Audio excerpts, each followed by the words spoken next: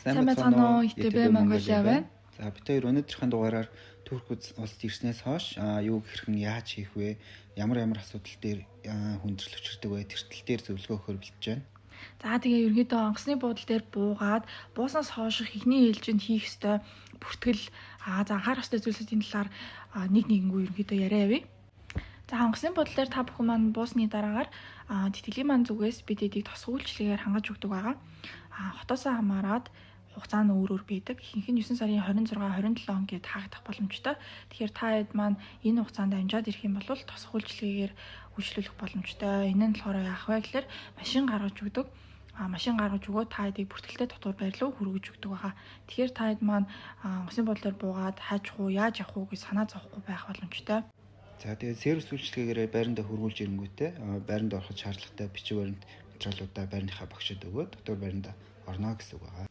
Дотор байранда амжилттай бүртгүүлсний дараагаар та бүхэн маань сургуульдаа бүртгүүлэх хэрэгтэй. Сургуульдаа бүртгүүлэхэд нь тэтгэлийн зүгээс бас тусалцаа үзүүлж байгаа. Машин гаргаж өгдөг. Дотор байрнаас сургууль хүртэл оюутнуудыг хүргэх үйлчилгээ үзүүлж байгаа. Хотоос хамаарат янз бүрийн өдөр байгаа. Тэгэхээр тэтгэлийн газараас та бүхэн маань хугацаагаа тодруулж асуугаарай. За хэдүүлээ тэгээд хоёр өөр төрлийн бүртгэл хэлэхээр байгаа. Эхнийх нь болохоор хэлний бэлтгэлийн бүртгэл, нөгөөх нь үндсэн сургуулийн бүртгэл гэсэн хоёр бүртгэл байгаа.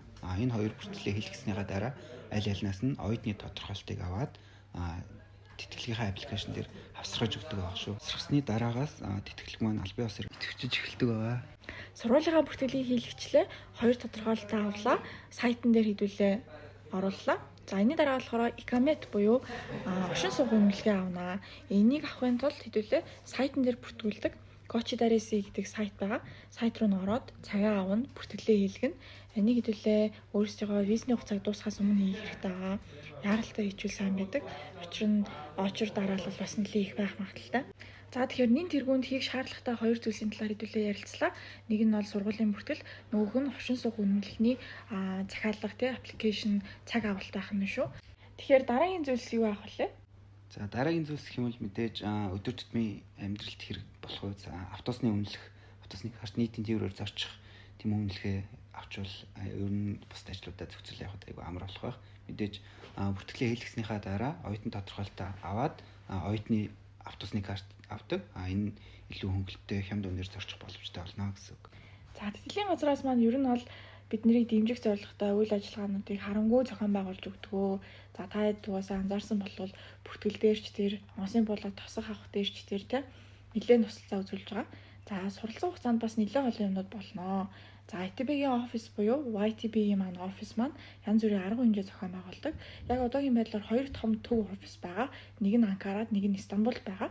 За энэ офисууд дээрээ үйл ажиллагаа зохион байгуулахаас гадна хоолоор үйлчилдэг оюутнууд маань ирээд хоолоо идэх боломжтой, цай уугаад хичээлээ их боломжтой, кофе байгаа, нэг тийм гоё тухтай орчныг бүрдүүлсэн байдаг.